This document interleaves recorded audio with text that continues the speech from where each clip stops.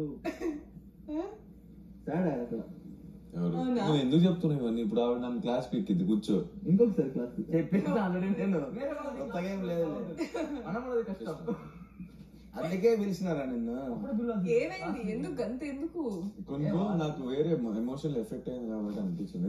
Then again I made myself strong. That's okay.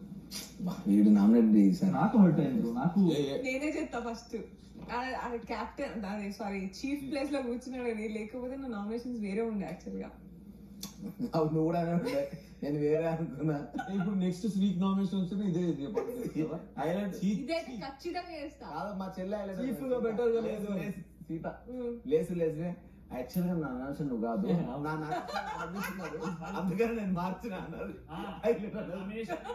నా నాశనం అందరూ ఆడగుతున్నారు, అందుకనే ఒక పర్సన్ అక్కడ వాళ్ళే ఉన్నోళ్ళు ఒక పర్సన్ కాదు చెప్పిందా? చీఫ్ ఉన్నారు కదా వాళ్ళంతా నా నామినేషన్ ఇక్కడ కూర్చున్నారు. నేను నవ్వుతున్నా, ఇట్లా ఇట్లా అంటున్నాడు గట్టిగా.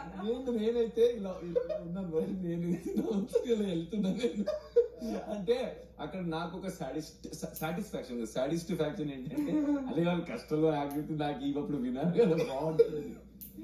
అమ్మో బేబక్ ఈరోజు నాకు తెలుసు నువ్వు నేను చేసిందాకే నువ్వు నన్ను నామినేట్ చేసావు అని. నోరు ఆగదు ఇంగ్లీష్ లో. మ్యాక్స్ 2 వారాలు ఉంటది ప్యాంపరింగ్. అది కూడా కష్టమే అనుకుంటా నాకు. కష్టమే కొంచెము. ఈ వీక్స్ ఏవైతే ఇంకొక వారం ప్యాంపర్ చేస్తారు. లాంగ్వేజ్ రాదు పాపము, అర్థమైతలేదు పాపం లాంగ్వేజ్ అని. ఎవరు కష్టమే. ఎవరైనా